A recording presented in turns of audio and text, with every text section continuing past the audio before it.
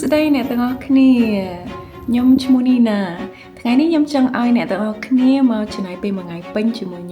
ខ្ញុំរស់នៅក្នុង condo នៅទីក្រុង Silver Spring រដ្ឋ Maryland សហរដ្ឋអាមេរិកនៅក្បែរ DC មែនតើចាំមើលថ្ងៃនេះអ្នករស់នៅក្នុង condo អាមេរិកហ្នឹងធ្វើអីគេខ្លះតោះចាប់ដឹងមកមើលវីដេអូនេះទាំងអស់គ្នាកាលពីមុនណាព្រឹកឡើងខ្ញុំអត់គិតទេពីហាត់ប្រាណតែតាំងពីចូលដល់វ័យ36ឆ្នាំមកព្រឹកឡើងភ្លាមគិតថាដឹងតែត្រូវហាត់ប្រាណមុនគេការហាត់ប្រាណនេះទៀតសោតគឺដើម្បីសុខភាពរឹងមាំពេលយើងចាស់ទៅហើយឥឡូវហ្នឹងចាស់បដាហើយបងប្អូនអើយជ្រួញពេញមុខហើយហ្នឹងនិយាយលេងសើចអីទេថាទៅសុខភាពសំខាន់ណាស់បងប្អូនមិនថាយើងមានទ្រព្យឬចំណេះដឹងឆ្លាតវៃប៉ុណ្ណាឲ្យតែសុខភាពមិនល្អគឺថាយើងមិនអាចធ្វើអីបានច្រើនទេអញ្ចឹងរាល់ថ្ងៃនេះខ្ញុំលើកទឹកចិត្តខ្លួនឯងទោះអត់ចង់ក៏ដោយហើយក៏ចង់លើកទឹកចិត្តអ្នកទាំងអស់គ្នាឲ្យខំថែសុខភាពឲ្យមែនទែន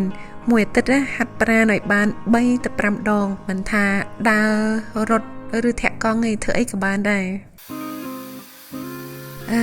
អារម្មណ៍ពេលហាត់ប្រាណហើយបានមួយទឹកគឺថាស្រស់ស្រាយហ្មងហើយនេះជាពេលពិសេសសម្រាប់ស្រីយើងដូចខ្ញុំវិញចូលចិត្តណាពេលធ្វើ skin care គឺថាពេលហ្នឹងគឺជាពេលសម្រាប់ខ្លួនឯងតែម្ដងកាលណាយើងកាន់តែរវល់យើងគួរតែយកចិត្តទុកដាក់ឲ្យមែនទែនលើខ្លួនឯងព្រោះថាកាលណាខ្លួនយើងមានសុខភាពល្អ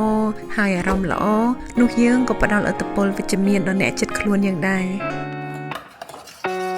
ជិតទៅអ្នកទាំងអស់គ្នាញ៉ាំអីសម្រាប់អាហារពេលព្រឹកបើខ្ញុំវិញប្រចាំថ្ងៃហើយគឺស្រូវសាឡៃជាមួយផ្លែឈើស្រស់លីទឹកសណ្តែកដាក់គ្រាប់ធញ្ញជាតិដែលគេហៅថានេះគេហៅថា walnuts ហើយនឹងទឹកឃ្មុំហើយសម្រាប់ភេសជ្ជៈវិញគឺ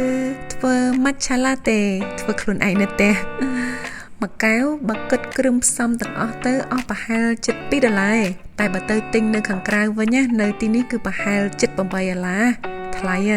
អញ្ចឹងធ្វើខ្លួនឯងញ៉ាំល្អជាងអ្នកទាំងអស់គ្នាដឹងទេអាហារពេលព្រឹកសំខាន់ណាស់សម្រាប់ការទ្រទ្រង់រាងកាយរបស់យើងបើតាមការស្រាវជ្រាវរបស់វិទ្យាស្ថាន Mayo Clinic ដ៏ល្បីនៅសហរដ្ឋអាមេរិកការបរិភោគអាហារពេលព្រឹកដែលមានសារធាតុបំប៉នគ្រប់គ្រាន់សំខាន់ណាស់ដល់ខួរក្បាលហើយវាផ្ដល់កម្លាំងថាមពលក្នុងមួយថ្ងៃដល់យើងហ្មងដែលជួយឲ្យយើងធ្វើកិច្ចការបានច្រើនដោយមិនសូវនឿយហត់ទេ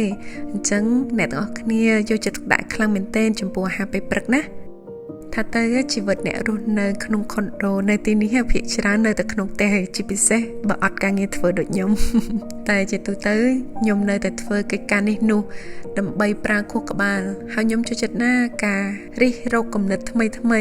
ថាទៅសម្រាប់ធ្វើវីដេអូផ្សព្វផ្សាយអាជីវកម្មផ្ទាល់ខ្លួនរបស់ខ្ញុំដែលមានឈ្មោះថា Camp Thrive ដែលលក់ផលិតផលធ្វើដោយដៃរបស់ខ្មែរយើងដល់អតិថិជននៅសហរដ្ឋអាមេរិកនិយាយចុះនិយាយឡើងដល់ពេលល្ងាចបាត់ហើយខ្ញុំចូលចិត្តផឹកតែក្រោយអាហារពេលល្ងាចហើយអានសៀវភៅដែរមិនថាសៀវភៅរឿងប្រឡំលោក